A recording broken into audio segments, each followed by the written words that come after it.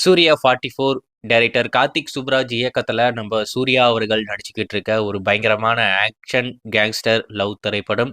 கண்டிப்பா இந்த திரைப்படம் நம்ம சூர்யா அவர்களுக்கு ஒரு மிகப்பெரிய கம்பேக்கா அமையக்கூடிய ஒரு படமாகவும், தியேட்டர்ல மிகப்பெரிய ஹிட் ஆகக்கூடிய ஒரு படமாகவும் அமையும் அப்படின்ற மாதிரி எதிர்பார்க்கப்படுது. இப்போதைக்கு இந்த படத்தை 2025 மார்ச் 28 நம்ம தேட்டருக்கு கொண்டு போகலாம் அப்படின்ற மாதிரி முடிவு பண்ணியிருக்காங்க.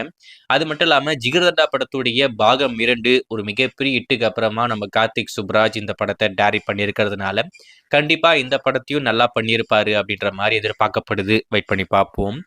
அது மட்டும் இல்லாமல் நாளைக்கு இந்த படத்துடைய டைட்டில் டீசர் நம்மளுக்கு காத்துக்கிட்டு இருக்கேன். ஒரு பயங்கரமான ஆக்ஷன் பேக்கேஜ்டு ஒரு டீசர். அதில் டைட்டிலை இப்போதைக்கு ரிவீல் பண்ண போகிறாங்க. கண்டிப்பாக ஒரு சூப்பரான ஒரு டைட்டில், அதாவது இங்கிலீஷ் டைட்டில் தான். ஒரே வாரத்தில் இருக்கக்கூடிய ஒரு இங்கிலீஷ் ஆங்கில தலைப்பு இந்த படத்துக்கு டைட்டிலாக வச்சிருக்காங்க அப்படின்ற மாதிரி சொல்லியிருந்தோம். அது வந்து கல்ட் அப்படின்ற மாதிரி ரூமர் வந்திருக்கு அப்படின்ற விஷயத்தையுமே நம்ம சொல்லியிருக்கோம். அதில் இப்போதைக்கு ஒரு சின்ன மாற்றம், கல்ட் இல்லை ஜானி அப்படின்ற மாதிரி சொல்றாங்க. நம்ம சூப்பர் ஸ்டார் அவருடைய ரெஃபரன்ஸா அந்த ஜானி அப்படின்ற மாதிரி வச்சிருக்காராமா. நம்ம கார்த்திக் சுப்ராஜை பொறுத்த வரைக்கும் நம்ம சூப்பர் ஸ்டார் ரஜினிகாந்த் அவருடைய மிகப்பெரிய வெறித்தனமான ரசிகர். அதனால இந்த படத்துக்கு அவருடைய கேரக்டர் பேரை வச்சிடலாம். அதாவது ஜானின்ற கேரக்டர் நம்ம சூப்பர் ஸ்டார் ரொம்ப சூப்பரா பண்ணியிருப்பாப்ல. அந்த கேரக்டர் நேம் தான் இந்த படத்துக்கு இப்போ டைட்டிலா வச்சிருக்காங்க அப்படின்ற மாதிரி சொல்றாங்க. மேபி நம்ம சூர்யா சாருடைய கேரக்டர் நேமே ஜானியா இருந்தாலும் ஆச்சரியப்படுறதுக்கு இல்லை.